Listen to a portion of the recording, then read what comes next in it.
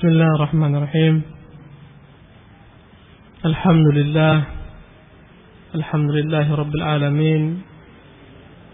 Wa bihi nasta'in ala umuri dunya waddin. Wa nusalli wa nusallimu ala nabiyyina Muhammadin sayyidil khalaiq ajma'in wa ala alihi wa ashabihi wa man istanna bi sunnatihi wa iqtafa atharahu ila yaumiddin. Amma ba'du, para ikhwan yang dimuliakan Allah, kita telah memulai pembahasan yang berkaitan dengan jual beli. Kita telah sebutkan tentang makna jual beli. Kita juga telah sebutkan syarat-syarat jual beli. Kita telah sebutkan tentang masyru'iyat disyariatkan jual beli dari kitab, dari sunnah, ijma'nya kaum muslimin, qiyas. Itu pembahasan di kesempatan yang melampau. Kita ulangi sebentar untuk mengingat kembali. Definisi jual beli dalam tinjauan syariat adalah mubadalatu malin bimal biqasd at-tamalluk. Transaksi jual beli yaitu pertukaran harta dengan harta, barter, harta yang satu dengan harta yang lain. Pada masa dulu ketika orang belum mengenal uang dan uang masih sedikit jumlahnya, uang masih dalam bentuk dinar dan dirham, sebagian manusia berjual beli dengan barter, kurma dengan gandum, itu jual beli. Kemudian liqasdit tamalluk, yang mana tujuan daripada pertukaran barang ini, barter ini adalah liqasdit tamalluk, agar dimiliki, untuk dimiliki, untuk bebas dipakai sebagaimana diinginkan, bukan dipinjamkan, tapi agar dia miliki masing-masing daripada penjual maupun pembeli yang melaksanakan pertukaran barang tersebut menggunakan barang yang dia tukarkan sesuka hatinya untuk dia miliki. Boleh dia jual kembali, boleh digunakan dan seterusnya. Kemudian bima yadullu alaihi min siyagil aqdil qawliyah wa ma yadullu alaihi min al-fi'li, yang mana barter barang ini ditandai dengan adanya kesepakatan antara kedua belah pihak, baik dalam bentuk ucapan seperti aku jual pak, kemudian dia katakan saya beli, ini saya jual harganya sekian puluh ribu, saya beli dengan harga seperti demikian. Ataupun dalam bentuk perbuatan atau isyarat atau apapun juga yang dipahami dia dalam merupakan jual beli, seperti bai'ul mu'atat. Bai'ul mu'atat adalah jual beli yang tanpa ada ucapan. Yang satu memberikan uangnya, yang satu mengambil barang. Yang satu memberikan uangnya kepada penjual, kemudian dia ambil barang, penjual mengambil uang. Ini bai'ul mu'atat. Sebagaimana antum belanja di swalayan, antum enggak ada bicara, ambil pilih semua suka hati, bawa ke kasir, letakkan ke kasir, dia hitung tanpa ada bicara. Ya. Kemudian dikeluarkan setruk, ada bacaan di situ sekian puluh ribu, antum keluarkan, antum ambil barang. Ini namanya bai'ul mu'atat, tanpa ada perkataan di sana. Dan jual beli dengan bai'ul mu'atat ini jual beli yang sah, walaupun sebagian mazhab melarangnya, menganggapnya tidak sah, tapi yang rajih sah. Selama dapat dipahami itu adalah merupakan jual beli, ya. Atau dalam bentuk tulis menulis, ya. Kita kirim melalui email, kita butuh barang ini, ya. Atau melalui SMS, barang ini harganya sekian, ya. Yang jelas mausufatnya jelas, karakternya jelas, warnanya apanya semua. Kalau di handphone mungkin serinya, warnanya dan seterusnya. Ya. Kemudian dia katakan, oke, kirimkan uang pakai SMS ataupun email. Ke rekening ini masuk uang, kemudian dia kirimkan barang. Ini semuanya jual beli yang sah, walaupun tanpa ada perkataan qauliyah, ya. Atau orang gagu, orang bisu yang enggak bisa berbicara, dia ambil barang, dia berikan uang, ya. Atau bahasa isyarat, semua perkara yang dianggap dan dipahami dia adalah merupakan jual beli, maka dia dianggap jual beli.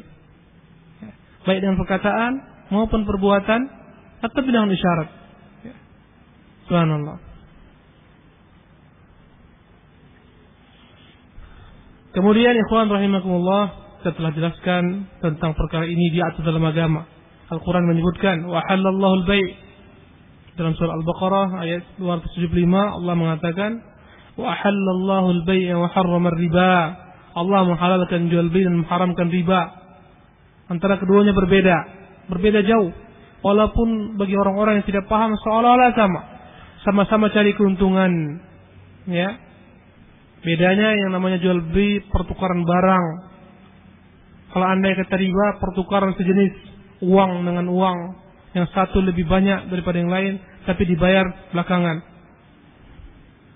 Dan kita akan jelaskan kelak secara rinci pembagian riba. Ada namanya riba nasi'ah, karena jatuh waktu, temponya jatuh, kemudian dia tambah, dia kenakan penalti, tambah. Karena kau terlambat, ini harus kau bayar sekian. Ini namanya bay'un nasi'ah, dan dia riba yang diharamkan. Adapun yang kedua disebut riba fadl. Riba fadl adalah tukar barang yang satu jenis, uang dengan uang tapi berbeda nilai, berbeda jumlah. Ya, antum tukarkan uang, contohnya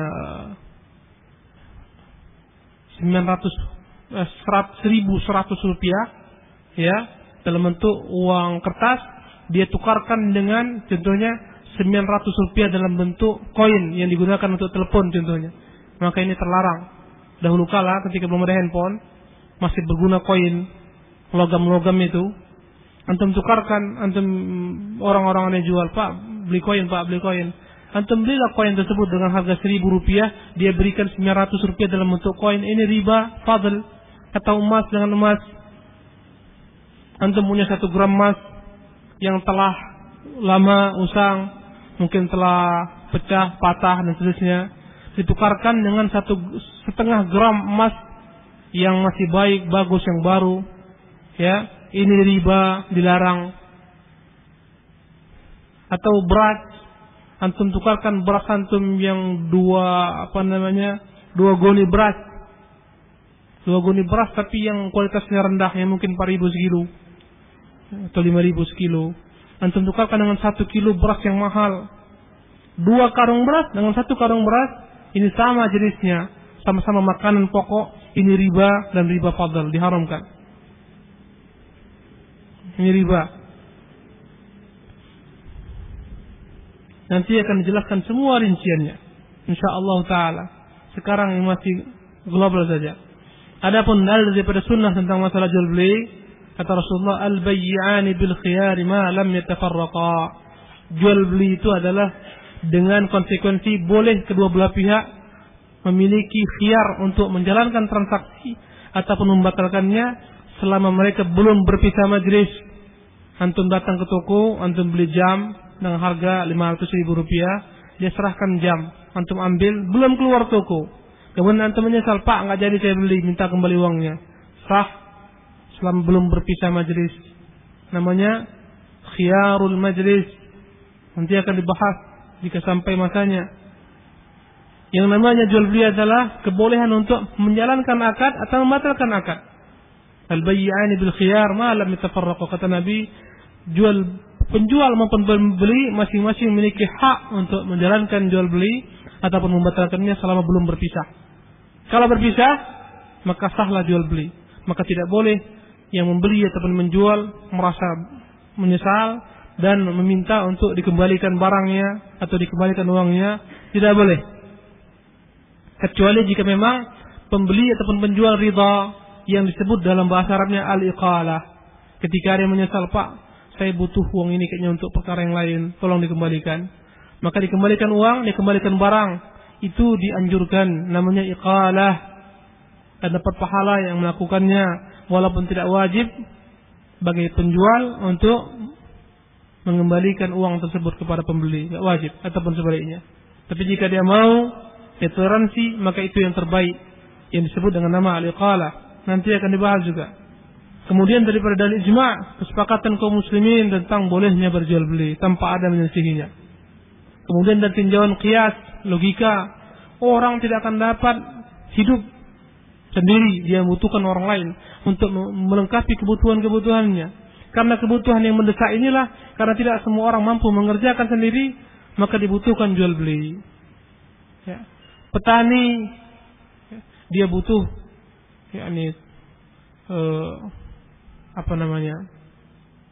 petani mungkin dia butuh pakaian yang tidak dia miliki. Ya. Nelayan mungkin dia butuh padi untuk dia makan dan seterusnya. Maka karena ada kebutuhan inilah, jual beli adalah perkara yang memang diterima secara logika, adalah hal yang wajar terjadi antara manusia. Karena berbedanya kepentingan, berbedanya hajat, terjadilah jual beli. Ya. Para ikhwan rahimakumullah, adapun kita sebutkan jual beli itu akan menjadi rusak jika terpulang kepada 3 perkara. Itu yang kita sebutkan kemarin. Ini kaidah penting. Semua jual beli yang rusak karena kembali kepada 3 hal, atau satu daripada 3 hal terdapat pada jual beli tersebut. Ini kaidah antum pahami, pegang, ingat, jangan lupakan. Semua jual beli yang dilarang dalam agama semuanya kembali kepada 3 hal. Yang pertama adalah karena adanya unsur riba, dia pun dilarang. Dengan segala macam jenisnya, contohnya, ya. Antum pingin barang, mau beli mobil, nggak punya uang, datang kepada seorang yang dia punya uang banyak. Pak, saya nggak punya uang nih, saya mau beli mobil. Mobil apa? Mobil Suzuki ini, Baleno atau apa namanya. Harganya di toko dengan harga 100 juta contohnya. Sama-sama tahu. Kemudian kedua-duanya berangkat. Ya, dengan perjanjian nanti pembeli yang membeli ini ke showroom akan membayar kepada temannya yang dia pinjam daripadanya uang sebanyak 120 juta cicil. Inilah dia riba. Berangkat kedua-duanya, kemudian terjadi akad transaksi antara penjual dengan pembeli, yakni showroom. Ya, sementara uang dia tidak punya, dia pinjam uang, dikeluarkan uang, dicairkan uang. Nah, sekian, ambil, baik dalam bentuk uang cash ataupun cek. Kemudian dia cicil membayarnya ke temannya tersebut dalam bentuk jangka panjang 12 bulan sejenisnya. Tapi di sana dia ambil keuntungan 20 juta karena tenggang waktunya. Inilah riba. Ya. Nanti akan dibahas terinci. Pokoknya menjadi rusak satu jual beli jika ada padanya pertama unsur riba. Yang kedua, unsur gharar dan jahalah, tidak jelas. Adanya ketidakjelasan baik dalam barang yang diperjualbelikan enggak jelas, karakternya, sifatnya apa, ya enggak jelas. Sebagaimana membeli kucing dalam karung, kata orang. Ya. Jual beli gharar, antum belikan dalam kolam yang antum enggak bisa taksir, ya, boleh jadi untung, boleh jadi dia rugi besar. Ya. Antum datang, kemudian terjadi akad transaksi, atau datang antum ke petani, ya, belum lagi dia tanam, atau sudah mulai tumbuh buah sedikit, antum perkirakan ke depan ini akan sekian banyak, sekian ton keluar ini, ya, antum bayar uang, ya, boleh jadi setelah uang dibayar panennya gagal. Siapa yang tanggung jawab? Uang sudah diterima, ya, gagal panennya, terjadilah cekcok. Atau boleh jadi ternyata yang dia perkirakan sekian jumlahnya minim, nggak cukup, nggak balik modal, bahkan rugi. Siapa yang menyesal? Pembeli. Atau boleh jadi sebaliknya, ketika buah tersebut benar-benar panen 2 kali lipat, 3 kali lipat daripada harga yang dia bayar. Siapa yang rugi? Siapa? Tentunya penjual yang rugi. Jadi gharar ini membuat adanya kerugian daripada kedua belah pihak. Enggak jelas. Maka dia terlarang. Gharar namanya. Jual beli enggak jelas. Masuk dalamnya antum misalnya ada seperti undian-undian. Antum masukkan uang, koin, kemudian ada al-al tertentu. Maka alat ini terkadang beruntung. Antum bayar uang 5.000 perak atau 7.000 perak. Karena dapat boneka yang harganya 20.000, dapat apapun juga namanya, ya, dengan dalih apa, ketangkasan, ini pun dilarang karena unsur spekulasi. Di sana ada unsur spekulasi judi, gharar, nggak jelas. Jangan-jangan nggak dapat, boleh jadi dapat, ada nanti untung. Ini nggak jelas. Ya. Atau antum jual burung yang sudah terbang, antum punya burung terbang, udah dia lari burungnya. Ada orang yang sudah dengan burung antum, dia beli, Pak, saya beli burungnya. Mana burungnya? Terbang, nggak apa-apa, bisa cari. Kalau dapat harganya sekian, Pak, oke. Kalau dapat, kalau nggak dapat, uang nggak diterima. Ya, ini nggak jelas. Maka semua perkara yang gharar ini yang nggak jelas membuat jual beli nggak sah dan dilarang, karena akan muncul di belakang hari apa? Tentunya permasalahan. Ya.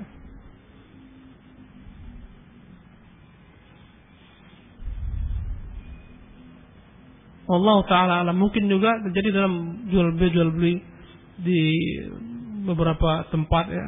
Antum beli kontainer, antum nggak tahu apa dalam kontainer tuh. Entah adanya ular, entah apa, bukannya kontainer aja. Ya, termasuk dalam gharar, jual beli yang dilarang. Kemudian kaidah yang ketiga yang membuat jual beli rusak adalah qaidatul khida' wa taghrir. Adanya unsur tipu menipu di sana.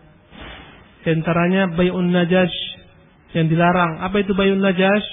Bai'un najash adalah penjual berupaya menipu pembeli dengan iming-iming, dengan perkataan seterusnya. Ya, terkadang seorang penjual memiliki kawan-kawannya yang bersekutu dengannya. Barang yang jelek menjadi cantik dengan perhiasan perkataannya. Ya, contohnya dia jual barang jam, harusnya harganya cuma 5.000 perak atau 10.000 perak atau 15.000 perak, bisa menjadi 500.000 perak dengan cara najash. Ketika orang datang, dia pakai mikrofon, ini jual jam ini gini. Datang yang satu, ini jam bagus sekali ini, harganya murah ini, harga di tempat luar sekian, 700.000, 800.000. Datang yang lain, oh iya saya beli. Padahal dia semua, kawan-kawannya semua. Akhirnya karena orang melihat, oh iya yang tertipulah dia. Subhanallah, ini bai'un najash. Banyak sekarang, dulu konsepnya antum dikirimi hadiah, surat, datang ke tempat ini, datang ke minimarket ini, datang ke swalayan ini, kamu dapat hadiah, berhak ngambil hadiah. Sampai di sana dirayu, antum harus beli barang yang harganya 200.000 jadi 400.000. Dengan pintarnya mereka memikat, masuk antum berangkat, dia kasihkan antum hadiah yang harganya 5.000 perak, dia dapat keuntungan 200.000 daripada harga yang sebenarnya di pasaran cuma 200.000, dia jual dengan 400.000. Ini semuanya bai'u najash, dalamnya ada unsur penipuan. Akhirnya banyak orang tertipu dengannya. Jadi semua jual beli yang rusak kembali kepada tiga hal ini. Ada unsur riba, ada unsur gharar atau jahalah, ketidakjelasan, baik dalam akadnya maupun barangnya. Ya, akadnya nggak jelas, contohnya nggak jelas berapa harganya, nggak ada kesepakatan. Sebelum berpisah nggak ada kesepakatan, berapa harus dibayar, jual belinya dibayar belakangan, tapi nggak ada kesepakatan. Ini gharar, dilarang, ataupun karena ada unsur penipuan. Maka semua jual beli yang rusak kembali kepada tiga hal ini. Nanti akan diajarkan insyaallah ta'ala secara rinci satu demi satu. Adapun yang telah kita jelaskan minggu lampau adalah syurutul bai', syarat-syarat jual beli agar dengannya sah jual beli. Ya, yang pertama harus ada keridhaan antara kedua belah pihak, antara penjual dan pembeli. Ridha'al muta'aqidain. Maka tidak sah jual beli yang ada unsur paksaan padanya. Karena Allah mengatakan antaradin minkum, antara kerelaan sama kalian. Ya. Tidak ada yang namanya jual beli dengan sistem paksaan. Ya, nggak boleh dipaksakan jual beli. Harus sama-sama rela, sama-sama ridha, nggak ada unsur paksaan. Kalau anda kata satu pihak memaksakan kepada lain untuk membeli atau menjual, ya, dan si fulan terpaksa menjualnya atau terpaksa membelinya, ini bukan jual beli yang sah, ini jual beli yang batil. Ya, sama-sama harus ridha. Yang kedua, syarat yang kedua adalah ahliyatul aqid. Kedua belah pihak, baik pembeli maupun penjual, adalah orang yang memang layak berjual beli karena dia berakal, dia baligh, ya, dan dia mampu mengatur uangnya. Adapun jual beli daripada orang yang tidak berakal, ya, atau anak-anak yang belum baligh, Ketika ada unsur penipuan di sana menjadi batil. Ataupun orang-orang yang kurang akalnya walaupun telah dewasa, ini nggak boleh berjual beli mereka. Kalaupun mereka berjual beli ada dengan syarat jangan sampai mereka ditipui. Ada salah seorang sahabat yang dia kurang akalnya, dia selalu ditipu orang ketika berjual beli, maka dia melapor kepada Nabi SAW. Nabi mengatakan kepadanya, kalau engkau berjual beli katakan la khilabah, jangan ditipu saya. Ada orang-orang seperti itu. Maka dia kata jual belinya tidak ada unsur penipuan, maka sah dia, walaupun yang menjualnya anak-anak, ya. Ataupun yang kurang akalnya. Kemudian syarat yang ketiga, an yakuna al-ma'qudu alaihi aw ala manfaatihi min thaman aw muthmanin mubahun naf'i. Hendaklah apa yang diperjualbelikan adalah hal-hal yang mubah, yang halal, tidak haram. Maka tidak boleh menjual beli anjing. Tidak boleh pula menjual beli khamar yang diharamkan. Atau jual beli yang tidak ada manfaatnya sama sekali. Ya. Jadi barang yang diperjualbelikan adalah memang barang yang dinilai memiliki harga. Ya. Baru dia boleh perjualbelikan. Kalau anda kata enggak ada harganya, antum jual keringat, siapa yang mau beli? Enggak ada harganya, maka tidak sah jual beli dengannya. Atau jual beli air liur, enggak ada harganya, kecuali air liur wali mungkin ya, wali-wali syaitan yang diperbutkan oleh manusia, itu berharga dia itu, jilat orang, waliyadzubillah. Dari pandangan syariat tidak ada harganya, tidak memiliki nilai jual beli, maka tidak boleh diperjualbelikan. Kecuali air liur burung walet itu yang berharga, boleh dijualbelikan, untuk boleh ternak itu. Yang keempat, an yakuna al-aqidu malikan lil ma'qudi alaihi aw ma'dhan lahu fil aqdi alaihi. Hendaklah orang yang menjual barangnya adalah memang benar-benar pemilik barang tersebut, atau paling tidak dia mendapatkan izin untuk menjualkan barang tersebut dari pemiliknya. Maka tidak boleh seorang menjual yang bukan miliknya. Dia jual mobil tetangga tanpa izin tetangganya, ini terlarang, tidak sah jual belinya. Termasuk dalam hadis Nabi, bai'u ma la yamlik, menjual apa yang tidak dia miliki dan tidak ada izin. Kecuali antum enggak punya barang tapi dapat izin, tolong jualkan mobil saya. Dapat izin, nanti kamu akan saya beli persenan sekian persen kalau laku. Dapat izin, boleh, silakan. Perwakilan. Tapi andai kata mobil orang antum tempel dijual, masalah kan? Rumah orang antum tempel dijual, nomor handphone antum, ini baik umma la yamlik, menjual tidak dimiliki, enggak sah deh. Harus dia miliki atau dapat izin untuk menjualnya. Kemudian yang kelima, an yakuna al-ma'qudu 'ala maqduran 'ala taslimi. Barang yang diperjualbelikan haruslah barang yang dapat diserahkan. Jangan seperti tadi, barangnya burungnya terbang itu yang dijual, kudanya lepas lari itu yang diperjualbelikan, nggak mampu dia serahkan. Karena akan terjadi ketika itu masalah, ya masalahnya ketika nggak dapat kudanya masalah, dia udah terima uang, ya. Burungnya nggak dapat, lepas, nggak mampu diserahkan. Atau jual beli mobil tapi nggak mampu diserahkan, BPKB-nya nggak ada buku hitamnya, nggak asal jual belinya. Pak, ini mobilnya Pak, ini STNK-nya, mana tanda kepemilikannya? Nggak ada. Nggak bisa. Menyerahkan ini baik dalam bentuk barang yang bisa dipindah-pindahkan, diserahkan dari tangan dia pindah ke tangan lain, ataupun dalam bentuk yakni surat-surat berharga seperti rumah. Jual di rumah nggak mungkin antum bawa kemana-mana rumah, tapi apanya dibawa? Sertifikatnya, ya, mampu diserahkan ini sertifikatnya, ini PKB-nya, baru sah jual belinya. Kalau yang nggak mampu diserahkan, maka tidak sah jual belinya.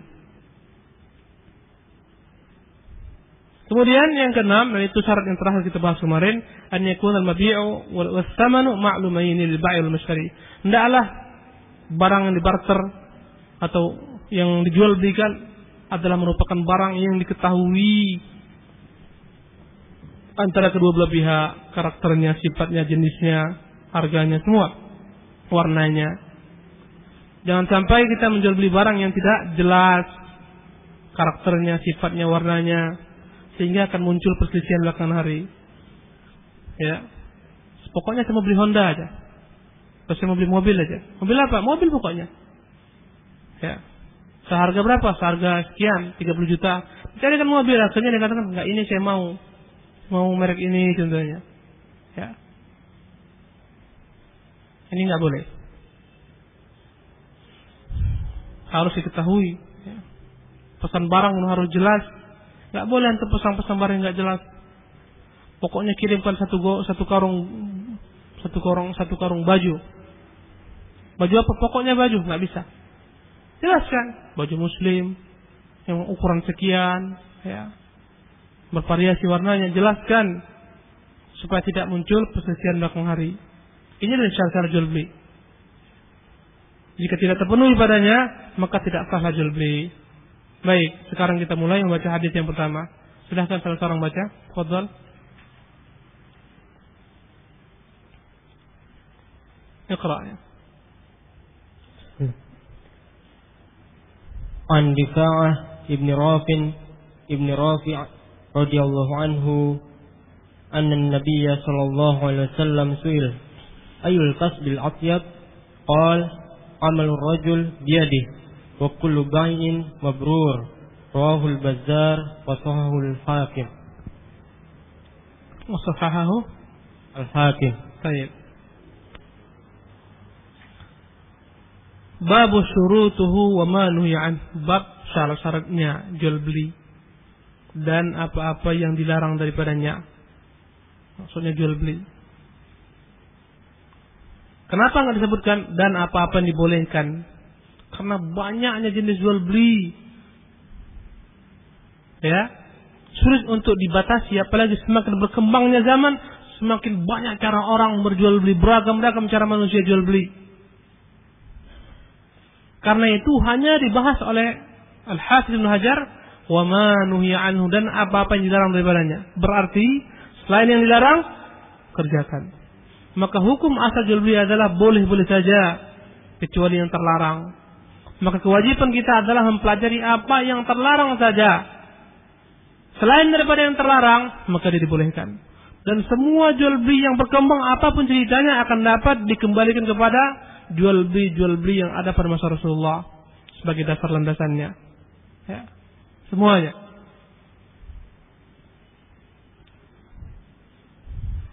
Hadis yang pertama yang berkaitan dengan jual beli ini adalah hadis dari Rifa'ah bin Rafi' radhiyallahu taala anhu. Anna an-nabiy sallallahu alaihi wasallam su'ila, bahwasanya Nabi sallallahu alaihi wasallam pernah ditanyakan, ayyul kasbi atyabu? Profesi apakah yang paling baik? Pekerjaan apakah yang paling baik? Dilakoni untuk mendapatkan ma'isyah, penghidupan yang paling halal, yang paling berkah. Subhanallah. Ini pertanyaan yang wajib ditanyakan seluruhnya ikhwan. Carilah pekerjaan yang paling baik, yang paling berkah, yang paling halal, yang terbaik. Subhanallah. Ini menunjukkan fiqh sahabat. Betapa sahabat mereka orang-orang yang alim. Pertanyaannya jitu sekali. Pertanyaannya mendatangkan jawaban yang penuh dengan keberkahan. Ya. Mereka tanya, ya Rasulullah, apa kira-kira profesi apakah yang mendatangkan hasil untuk memberikan nafkah anak istri kita dan seterusnya, kerabat, dan dia adalah merupakan perkara yang paling baik, yang paling halal, yang paling berkah. Apa kata Rasulullah sallallahu alaihi wasallam? Amalur rajuli biyadihi. Profesi yang terbaik adalah amalur rajuli biyadihi. Perbuatan seseorang dengan tangannya. Seseorang bekerja dengan tangannya, ini yang paling terbaik. Subhanallah. Kemudian wa kullu bai'in mabrur, dan setiap jual beli yang mabrur. Mabrur artinya jual beli yang terpenuhi pada semua syarat, tidak ada unsur tipu menipu, semua syaratnya ada. dan tidak ada padanya segala macam bentuk mawani, hal-hal yang mencegah sahnya jual beli. Ini bai'un mabrur. Tidak ada padanya kurang mengurangi timbangan, sukatan, unsur tipu menipu, enggak ada. Ini namanya bai'un mabrur. Subhanallah. Rawahul Bazzar, hadis ini dikeluarkan Imam Bazzar dan disahihkan Al-Hakim, hadis ini sahih dengan jalan-jalannya. Subhanallah.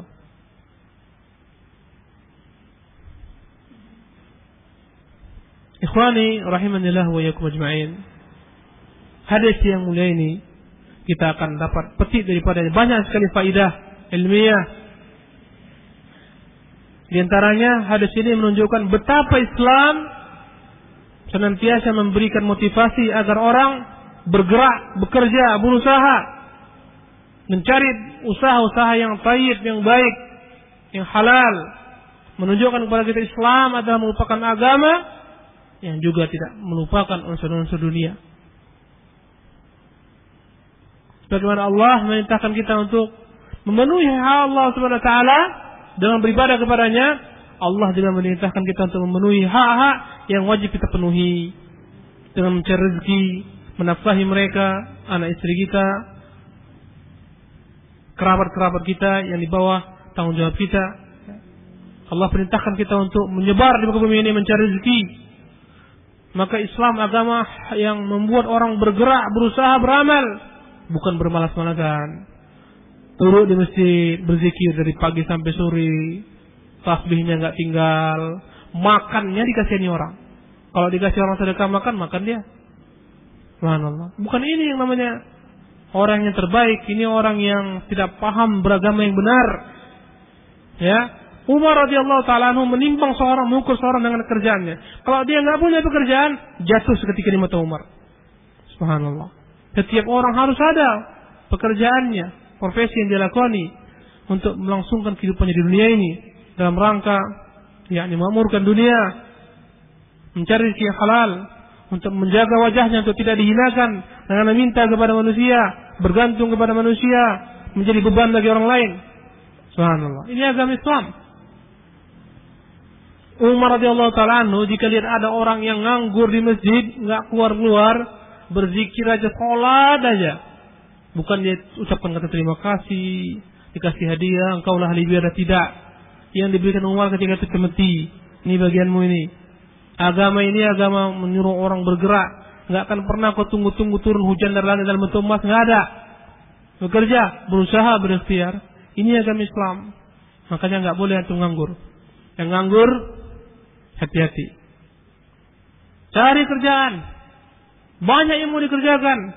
Perempuan-perempuan bisa bekerja, apalagi antum laki-laki. Ya, nggak boleh orang terduduk, terpakur, enggak. Kalau setiap orang bertawakal kepada Allah SWT, sebagaimana bertawakalnya burung, kata Rasulullah, "Lau tawakkaltum 'ala Allah haqqa tawakkulih, la razaqakum kama yarzuqu at-tayra, yaghdu khimafan wa yaruhu bitanan." Kalau akan bertawakal kepada Allah sepenuhnya, pastilah Allah akan berikan kepada kalian rezeki sebagaimana burung. Bagaimana tawakalnya burung? Pergi pada pagi hari perutnya kosong, pulang pada sore hari perutnya kenyang. Dan rumah antum berangkat, cari, subhanallah. Banyak sekali pekerjaan yang mau diperbuat. Banyak sekali. Tak boleh kita diam, apalagi kita punya tanggungan, punya keluarga, dan seterusnya. Tak boleh diam. Kafa bil mahri isman an yudhi'a man yaqut, kata Rasulullah. Cukuplah seorang berdosa ketika menyia-nyiakan orang yang wajib dia berikan nafkah. Subhanallah. Yang nganggur ini jangan pernah datang kepada kita minta akhwat ya. Haram. Kerjaan dulu. Jangan tanya-tanya lah. Si fulan yang enggak ada. Kerjaan dulu. Tunjukkan antum yang mampu menafkahi diri antum, menafkahi keluarga. Kalau enggak jangan. Kemudian ikhwan rahimakumullah, hadis ini menunjukkan profesi yang paling utama, yakni amalul rajuli biyadih, kerja seorang dengan keringatnya, jari keringatnya, dengan hasil tangannya.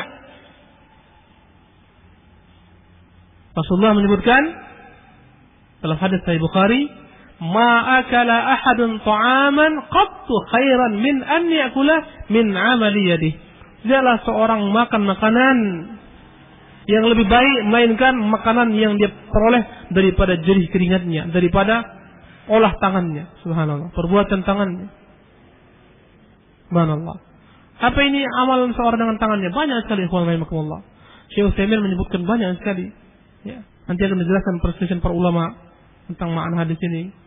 Ada yang mengatakan amal rajul biyadihi adalah petani yang dia dengan tangannya dia cangkul, kemudian dengan tangannya dia menanam biji-bijian, menyiraminya.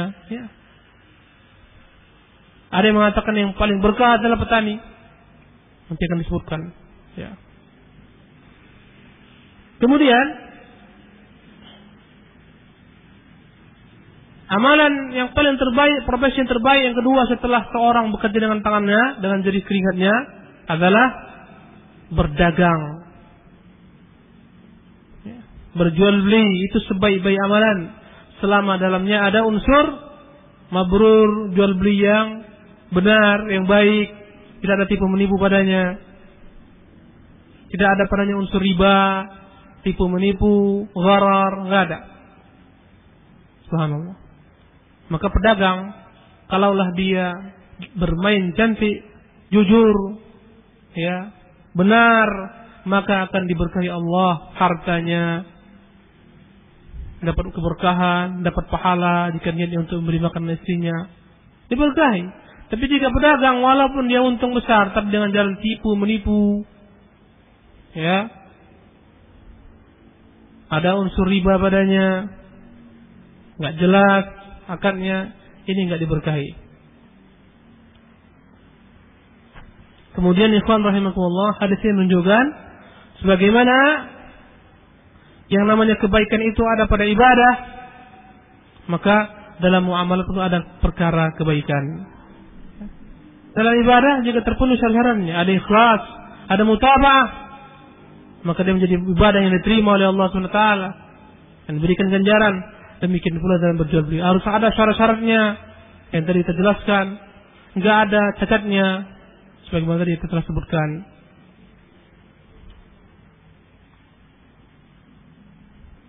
Maka kalaulah ibadah yang baik dapat pahala, maka jual beli yang baik pun dapat pahala pula. Dapat keberkahan di dunia maupun di akhirat.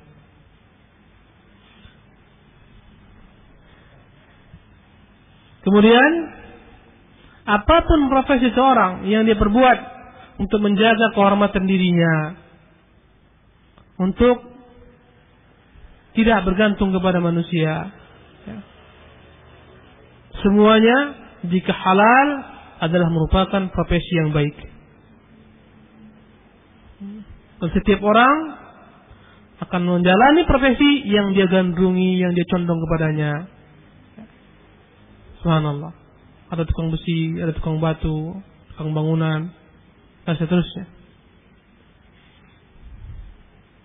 Semuanya jika dilakukan dengan benar adalah merupakan perkara-perkara yang mendatangkan keberkahan, kebaikan, keberuntungan.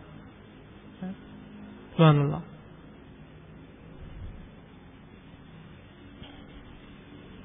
Kemudian dalam hadis ini ikhwan rahimakumullah menunjukkan tidak adanya pengkhususan suatu profesi yang harus diperbuat seorang.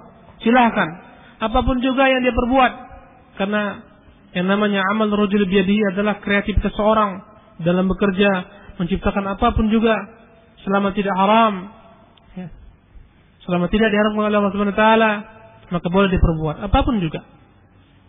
Ini menunjukkan betapa luasnya Islam. Apapun yang mau dibuat seorang, silakan buat. Apapun yang antum membuat dalam rangka mencari rezeki, silakan buat. Enggak ada larangannya selama tidak bertentangan dengan apa-apa yang dijelaskan dalam agama, tidak bertentangan dengan syariat. Dan Allah telah ciptakan manusia memiliki kegandungan berbeda-beda, profesi yang berbeda-beda, kecenderungan berbeda-beda. Dengan itulah terwujudnya dunia ini. Ada yang suka di dalam pertanian, ada yang suka dalam perikanan, ada yang suka dalam macam-macam. teknik industri. Dengan itulah terwujud dunia ini, terbentanglah dunia ini. Dan semuanya nggak ada yang tercela, selama memang tidak ada unsur yang tadi tersebutkan.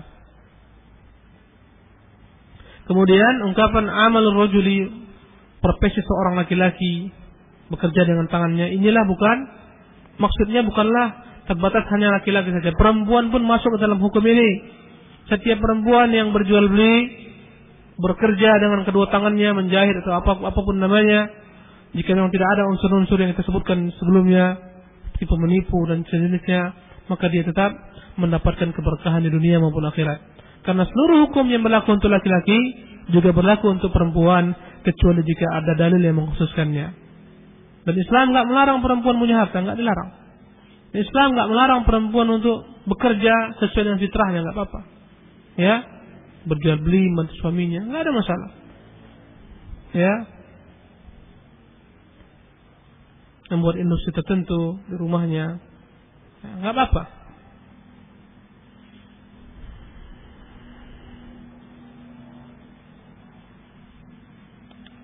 Para ikhwan rahimakumullah, adapun para ulama, mereka tetap berselisih menyebutkan apa profesi yang paling terbaik. Ya. Imam Al-Mawardi mengatakan atyabu az-zira'ah, profesi yang terbaik adalah petani, bercocok tanam. Kenapa? Li'annaha aqrabu ila tawakkul. Karena namanya bercocok tanam adalah profesi yang paling dekat dengan tawakal. Seorang setelah dia bercocok tanam, dia semai, dia airi, dia berikan pupuk, dia bertawakal kepada Allah Subhanahu wa taala. Berkata Imam Nawawi rahimahullah taala, atyabul makasib amal insan biyadih. Sebaik-baik perbuatan, sebaik-baik profesi adalah amalan seorang dengan tangannya, dia beramal bekerja dengan tangannya. Fa in kana zira'ah fa huwa atyabul makasib. Walaupun bercocok tanam, ya, bercocok tanam adalah merupakan amalan yang paling baik, lima yastamilu alaihi min kaunihi amaliyat, terkandung pada bercocok tanam amalan seorang dengan tangannya. Dia yang mengolah tanah dengan tangannya, menanam dan sejenisnya, ya, memberikan pupuk, mengairi air, ya. Kemudian dalamnya juga ada unsur tawakal. Kemudian dalamnya ada manfaat yang banyak sekali untuk alam raya ini. Tanaman-tanaman ini bermanfaat, ya, untuk mengurangi tipisnya lapisan ozon, bermanfaat dia. Kemudian tanam-tanaman itu membuat mata memandang menjadi segar, mendatangkan hawa yang baik, sejuk, bersih, udara dibuatnya, bermanfaat untuk burung-burung yang makan daripada tanaman tersebut, manusia, hewan-hewan. Maka inilah pekerjaan yang paling baik menurut Imam Nawawi rahimahullah dan Imam Mawardi. Besok nggak ada di PT ini, semua bisa cocok tanam semua ini. Berkata Al-Hafidz Ibnu Hajar rahimahullah taala, afdalul makasib min amwal kuffar bil jihad, fa huwa maqsabun Nabi sallallahu alaihi wasallam wa lima fihi min i'la'i kalimatillah taala. Menurut Al-Hafidz Ibnu Hajar, sebaik-baik profesi adalah berjihad yang Allah Subhanahu wa taala, mendapatkan hasil daripada harta rampasan perang orang-orang kufar, karena itulah hasil jeripaya Nabi sallallahu alaihi wasallam. Besok kayaknya semuanya angkat senjata ini. Kata Ibnu Hajar. Berkata Syekh Abdurrahman bin Nasir Sa'di rahimahullah, ikhtalafa al-ulama ayyul makasib ad-dunyawiyyati aula. Berselisih para ulama, apakah profesi dunia yang paling terbaik? Faminhum man faddala az-zira'ah, ada yang lebih mengutamakan bercocok tanam. Faminhum man faddala at-tijarah, ada yang mengatakan yang lebih utama adalah berdagang. Faminhum man faddala amal bil yad, ada yang mengatakan paling baik adalah usaha industri yang dihasilkan dari tangan seorang, ya. Min as-sana'i wal syaraf, ya, buat buat mebel, itu termasuk dalam amal rajul biyadi, seorang bekerja dengan kedua tangannya, ya. Buat kursi-kursi, antum di PT itu semua amal rajul biyadi itu, ya. Buat LCD, buat IC dan seterusnya. Antum dengan tangan bekerja semua, kan? Insya Allah itu berkah. Berselisih ulama. Wa ahsanu ma yuqalu fi hadzal bab. Pendapat yang paling baik dalam perkara ini yang harus dengarkan. Annal afdhala likulli ahadin ma yunasibu hala. Yang paling utama bagi setiap orang adalah yang sesuai dengan keadaannya, kecenderungannya. Wala budda fi jami'il makasib min an-nushi wa 'adam al-ghish. Selama dengan catatan setiap bentuk upayanya selamat daripada unsur tipu menipu dan benar-benar jujur dalam melakukan usahanya. Wal qiyam bil wajib min jami'il wujuh. Melaksanakan semua kewajiban dari semua sisi, ya. Harus dipenuhi semuanya. Itu yang paling terbaik. Maka semuanya dalam kebaikan, ikhwan. Petani itu yang terbaik baginya. Dia kata itu yang memang dia lakoni, yang dia tekuni, ya. Enggak ada unsur tipu menipu. Pedagang pun demikian. Yang paling terbaik baginya itu, ya, yang memproduksi barang-barang, ya. Semuanya baik jika itu yang paling sesuai dengannya dan tidak ada padanya unsur tipu menipu. Subhanallah.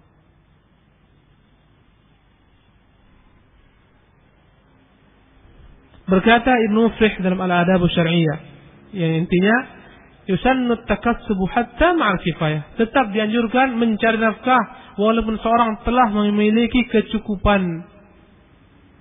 Mentang-mentang dah cukup dia enggak kerja lagi, enggak. Tetap dianjurkan mencari nafkah walaupun dia telah memiliki kecukupan. Kama yubahu kasbul halal li ziyaratil mali wal jah. Sebagaimana dibolehkan orang berupaya bekerja dengan jalan-jalan halal untuk menambah hartanya, menambah kedudukannya di mata manusia. Enggak apa-apa. Wa tarafuh, boleh dia bersenang-senang dengan usahanya, ya. Enggak ada masalah. Wa tana'um wa tawsi' 'al 'iyal, enggak ada masalah, dibolehkan saja dia memberi kelapangan kepada anak istrinya jika dia memiliki kelapangan, dibelikan rumah yang besar, enggak ada masalah. Kendaraan yang baik, enggak ada masalah. Ma'a salamatid dini wal irdi wal muru'ati wa bara'atid zimmah. Selama dia selamat dalam agamanya, dia jaga harga dirinya, dia jaga, ya, kebawaannya dia jaga, enggak ada masalah. Disunahkan, dianjurkan seorang berusaha walaupun dia telah memiliki kecukupan.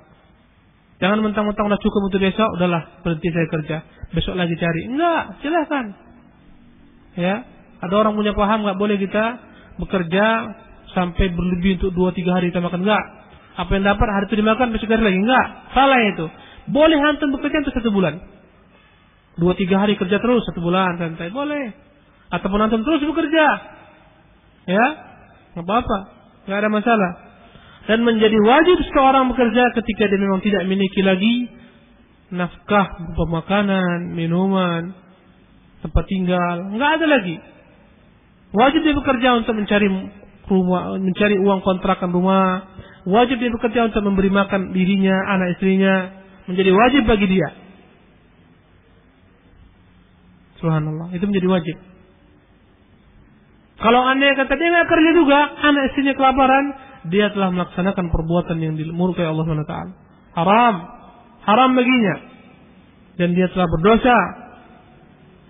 Imam Muslim meriwayatkan, kafa bil mar'i isman an yahbisa amman yamliku quta. Cukuplah seorang berdosa ketika dia menahan orang-orang yang wajib dia berikan nafkah.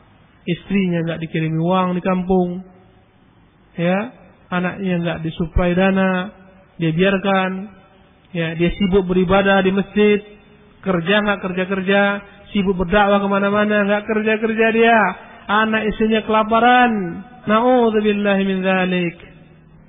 Itu bukan agama yang benar, bukan cara beragama yang benar. Dengan dalih, biarkan aja lah. Selama kita berdakwah, bertawakal kepada Allah, nanti dikasih Allah rezeki pada anak istri kita di rumah itu. Rezeki itu akan didapatkan dengan ikhtiar, berusaha. Ya, itu tawakkulun barid. Itu tawakal yang enggak benar, itu tawakul. Bukan tawakkul tapi tawakul. Apa arti tawakul? Berleha-leha, enggak berusaha mengharapkan rezeki. Itu tawakul. Katanya apa? Kalau kita diam di masjid, banyak-banyak berzikir, subhanallah. Kita puji-puji Allah, nggak mungkin kita disia-siakan Allah, nggak mungkin kita dibiarkan Allah, pasti dapat rezeki juga. Ya, salah. Antum berdoa-doa kepada Allah, ya Allah matikan lampu, ya Allah matikan lampu. Nggak datang ke tempat apa namanya itu, Miftahul Kahruba. Nggak dimatikan dia pada stop kontaknya, nggak mati-mati dia.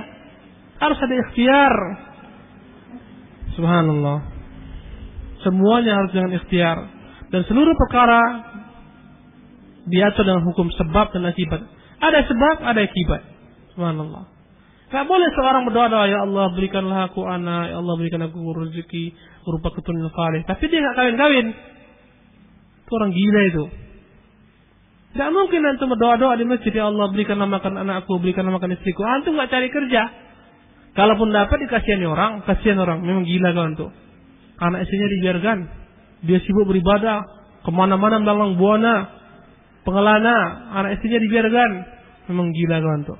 Akhirnya datang orang, nah ini nasi, nah ini sedikit makanan. Hidup dari belas kasih orang. Kata dia apa? Itu menunjukkan memang Allah Maha Karim. Berarti benar dakwah kita ini. Batil. Al-yadul ulya khairun min yadis sufla. Tangan di atas itu lebih baik daripada tangan di bawah. Subhanallah. Baik. Berkata Al-Qadhi, al-kasbu alladhi la yuqsadu bihi at-takathur wa innama yuqsadu bihi at-tawassul ila ta'atillah. Yang paling berkah adalah upaya, usaha, profesi yang tidak ditujukan dengannya, yakni sibuk mengumpulkan harta, bermegah-megah dengan harta, tapi dia hanyalah merupakan sarana untuk dapat mengabdi, berbuat taat kepada Allah Subhanahu wa taala, untuk menyambung silaturahmi kepada ikhwan-ikhwan, kepada kerabat-kerabatnya, atau untuk menjaga kehormatan dirinya, untuk meminta-minta, tidak meminta-minta kepada manusia. Ini yang paling terbaik. Lebih baik, kata Al-Qadhi, dibandingkan dia menyibukkan diri dengan ibadah-ibadah sunnah, tapi tertinggal pekerjaannya. Dan sampai antum nanti masuk PT, baru jam 9 salat duha, keluar jam 12, besok langsung dipecat.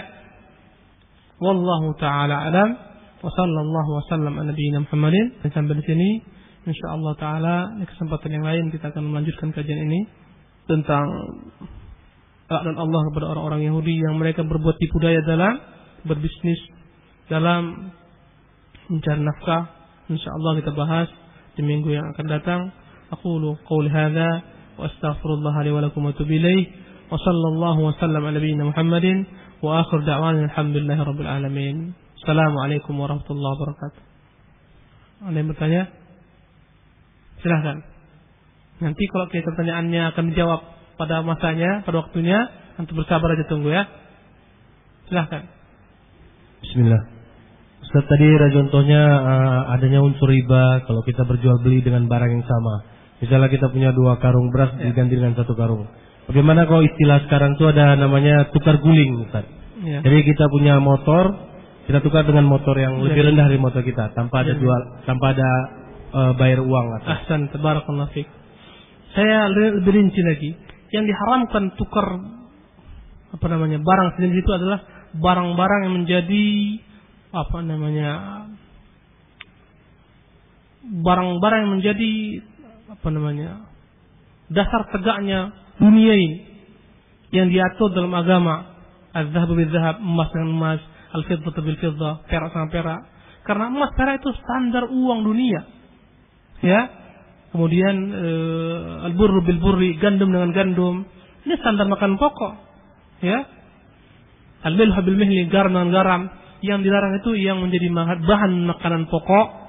Kemudian ya, yang dengan niat tegak dunia hanya beberapa perkara saja. Ya. Andai kata antum tukar motor, nggak ada masalah. Ya. Motor antum itu udah tahunnya tahun rendah, motor kawan tahun tinggi, antum tukar sama motor, beratnya sama, ya kan? Keluarannya sama-sama dari satu perusahaan, beda tahun saja, tambah uang nggak ada masalah. Nanti akan dirinci apa dia barang-barang jenis-jenis yang diharamkan padanya riba. Yang jelas secara umum bahan-bahan makanan pokok yang dengannya manusia hidup, garam, gula, yang kita sebut dengan apa? Sembako itulah, ya. Kemudian ya, dinar, dirham, emas, perak, ya nggak boleh itu. Bagaimana dengan tukar uang yang mata uangnya berbeda? Nah itu nggak ada masalah, karena berbedanya jenis. Tapi dengan syarat taqabud, harus cash, naqdan binaqdin, wajhan biwajhin. Nggak boleh antum tukar uang rupiah dengan dolar, tapi bayar belakangan minggu depan nggak boleh, atau bulan depan nggak boleh. Harus di depan. Ya, $100 dengan misalnya berapa? 1 juta rupiah, boleh. Berbeda, 1 juta, ini 100. Berbeda. Yang berbeda mata uangnya. Selama dia taqabud, saling memberikan cash to cash. Ya, kalau yang satu tukar rupiah, nanti dibayar dolar, nggak boleh. Ya, antum utang emas, bayar rupiah, nggak boleh. Emas utang, bayar emas. Ya, insya Allah penjelasannya kita akan lebih jelaskan jika datang masanya, insya Allah Taala. Baik, yang lain, silakan. Ini kayaknya muas juga nih. Tafadhal. 3 hal banyak kali, 1 hal aja lah. Bismillah. Ada 3 hal yang diharamkan dalam jual beli, Ustaz. Salah satunya adalah tipu muslihat. Contoh kasusnya seperti ini, Ustaz. Orang jual beli, dia menata barangnya seindah mungkin dan serapi mungkin. Ya. Seperti salah satu contohnya dengan menyinari dengan cahaya lampu yang warna-warni. Apakah ini termasuk unsur tipu muslihat, Ustaz? Contoh, orang jual daging di pasar. Jual apa? Jual daging. Daging ya. Daging. Jadi lampunya ini ditutup dengan plastik merah supaya kelihatan dagingnya segar dan merah. Ini contohnya, Ustaz. Gimana nih, Ustaz? Baik. Adapun apakah jual beli itu dalamnya ada unsur tipu menipu, itu dikembalikan kepada uruf, dikembalikan kepada kebiasaan. Jika kebiasaan menganggap itu adalah merupakan tipu menipu, maka tipu menipu dia. Ya.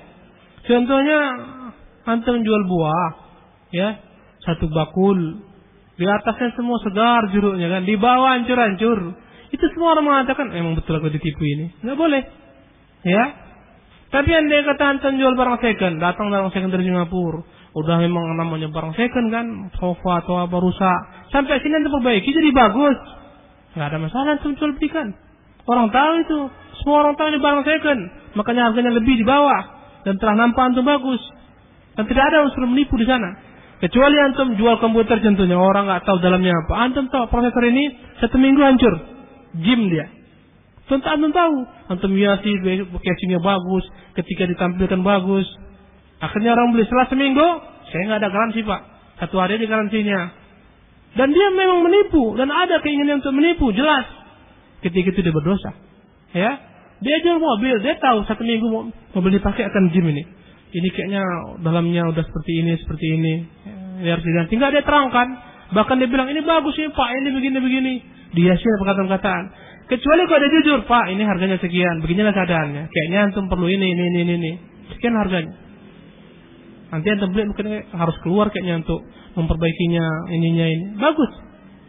Tapi ketika dia sia-sia dipoles segala macam, ya, tahunya dia setelah seminggu masuk bengkel pasti ini kawan. Itu baru tipu menipu. Seperti daging, jika memang itu kebiasaan uruf, orang jual daging dengan lampu yang dikasih apa plastik kertas supaya nampak merah, dan orang semua paham itu, dan orang semua nggak ada masalah. Antum jual beli handphone, kasih lampu-lampu di etalase supaya tertarik orang, supaya terang. Kecuali kalau antum jual di tempat yang gelap, barang-barang yang kalau dibawa ke tempat terang nampak aibnya, itu nipu. Ya, itu unsur penipuan itu. Jualnya malam-malam, ya, itu termasuk ke dalam konsep gharar. Akhirnya orang membeli, ya, dilihat cantik, sampai di rumah ternyata banyak aibnya dan seterusnya, ya, itu terlarang. Kembali kepada uruf, kembali kepada pandangan masyarakat, kebiasaan masyarakat, ya. Wallahu taala alam. Jika menurut masyarakat itu bukanlah tipu menipu, hal yang wajar, hal yang biasa, maka jadilah di hal yang wajar dan biasa. Tidak ada masalah. Allah Ta'ala alam. Apalagi dengan tidak merugikan kedua belah pihak. Masing-masing paham, nggak merugi. Ya, nggak merugikan kedua belah pihak. Itu maka dia tidak dianggap tipu menipu. Allah Ta'ala alam. Yang lain? kayaknya jual beli ini perkara yang banyak kita akan kembangkan, akan kita pelajari, kita sesuaikan dengan zaman kita. Banyak sekali hal-hal yang harus kita jawab, ya, yang tidak ada pada masa Nabi dalam bentuk nama-nama seperti sekarang ini, tapi hakikatnya ada, larangannya ada, yang kita harus kembalikan kepada dalil-dalilnya. Ya, Allahu taala alam. Assalamualaikum warahmatullahi wabarakatuh.